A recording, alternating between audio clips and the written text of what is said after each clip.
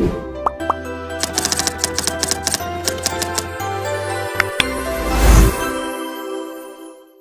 day, ma'am. I am Remy Melendres, and today I'm going to discuss about the computer in our daily life. But first, I just want to discuss what is AI. AI, artificial intelligence, simulated human intelligence in machine.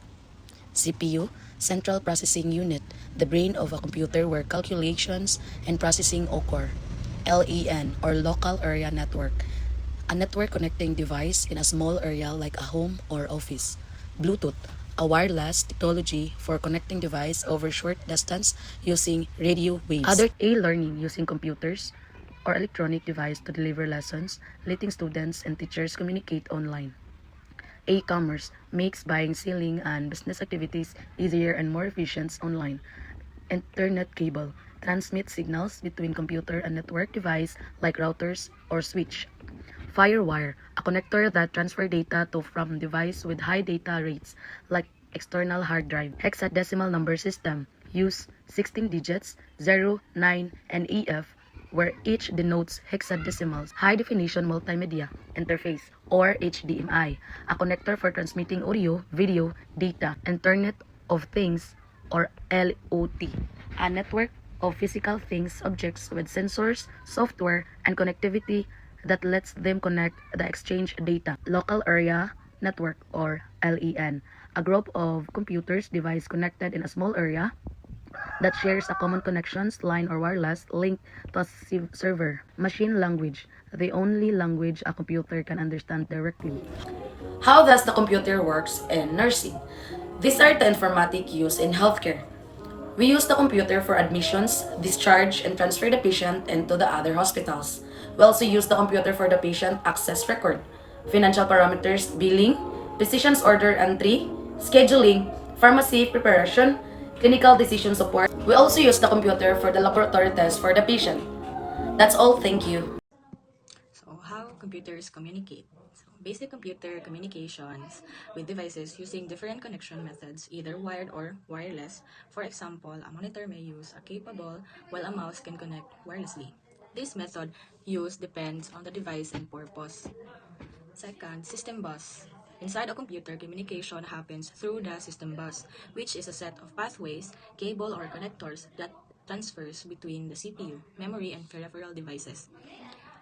These are the types of system bus. The data bus carry the actual data being transferred. For example, moving files, sending documents to a printer. And then address bus determines the exact location where data should go.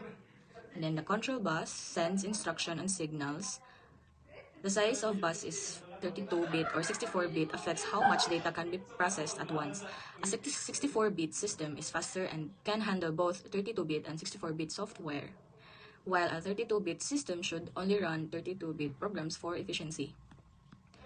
Connecting the other computers to each through networks, allowing them to share information, files, and resources like printers and internet access. Types of networks is PAN or Personal Area Network, small range, about 10 meters, used for personal devices like phone and laptops. LAN is Local Area Network, covers a limited area like schools or offices, often controlled by a server for security and restricted access.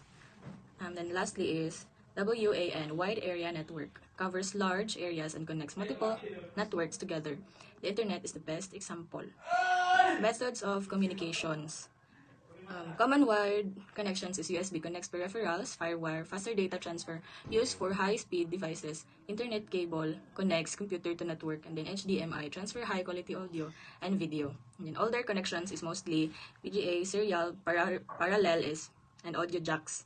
Then in wireless communication, use signals instead of cables, making cables more flexible and comfortable. Main types are Wi-Fi uses radio waves to provide internet and network access over a wired area. Bluetooth, short-range connections, about 10 meters, used for pairing devices like headphones, keyboard, and phones. So, how humans communicate with computers? So, computers use binary language, OS and 1S, which is difficult for humans to understand. To solve these, computer systems are divided into hardware and software. Hardware includes the physical parts of a computer, while software consists of programs and instructions to tell the hardware what to do. And a computer software is essential because it controls all computers' operation. It is made of programs written in programming language and allows users to perform tasks without dealing with binary code. So there are two main types of software. System software includes the operating system OS, which manage hardware and acts as a bridge between the user and the computer. So it allows interactions through command line interface, CLI, or graphical user interfaces, GUI. And the application software is program designed for everyday tasks such as writing, browsing, editing, and communication. And system platform differ between desktop and mobile devices. So desktop can run multiple applications at once. And while mobile devices use specialized app designed for their system. And next is modern software also includes one applications which run throughout the internet, such as productivity tools, email services, and web-based platforms. And content management systems, CMS, like website builders allows users to create website easily without coding. And overall, software makes computer functional and user-friendly, turning hardware into a useful tool for everyday tasks.